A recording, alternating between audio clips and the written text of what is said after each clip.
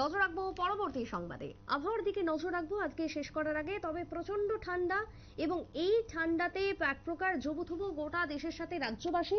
পশ্চিমবঙ্গে বইছে শৈত্যপ্রবাহ, কুয়াশার দাপটে একেবারে ভুগছে এই মুহূর্তে উত্তরবঙ্গ। সবকিছু মিলিয়ে আলিপুর আবহাওয়া দপ্তরের ঠিক কি পূর্বাভাস রয়েছে আবহাওয়াকে নিয়ে, শীতকে নিয়ে, শুনুন।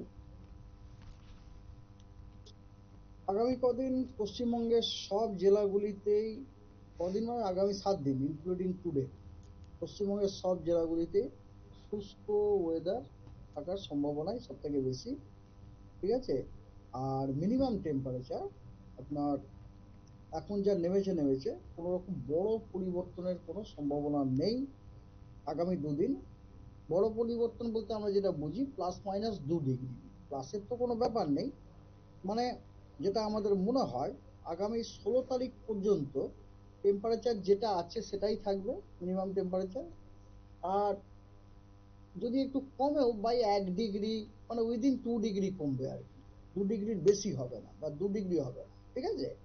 তবে 17 তারিখ অনওয়ার্ডস মিনিমাম টেম্পারেচারটা কিন্তু বাড়ার সম্ভাবনা আছে। ঠিক আছে।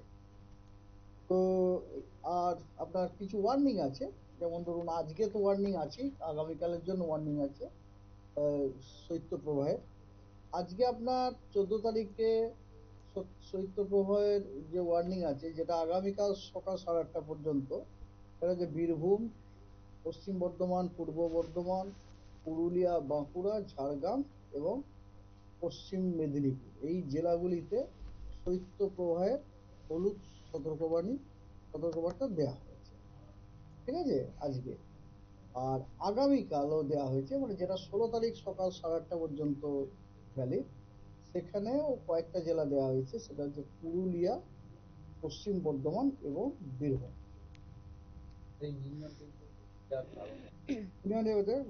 মিনিমাম টেম্পারেচার বেড়ে যাওয়ার কারণটা হচ্ছে কি, দেখুন মিনিমাম টেম্পারেচার কেন বাড়লো সেটা যদি আমরা বুঝি, খালি দেখবেন কেন কমে, তার উত্তরটা হবে। মিনিমাম টেম্পারেচার কেন বাড়লো। আপনারা শুনলেন আলিপুর আবহাওয়া দপ্তরের পক্ষ থেকে সোমনাথ বসুর বক্তব্য। এবং আগামী দিনেও শৈত্যপ্রবাহ পড়বে বা বাড়বে পশ্চিমবঙ্গে, তার সাথে রাজ্যেও। আজকে যদি বলি সর্বোচ্চ তাপমাত্রা যদিও কিছুটা হলেও বেড়েছে আজকে, এবং তার সাথে সর্বনিম্ন তাপমাত্রা 13 থেকে 15-তে গিয়ে পৌঁছেছে। সবকিছু মিলে গোটা দেশ জুড়ে জাঁকিয়েছে।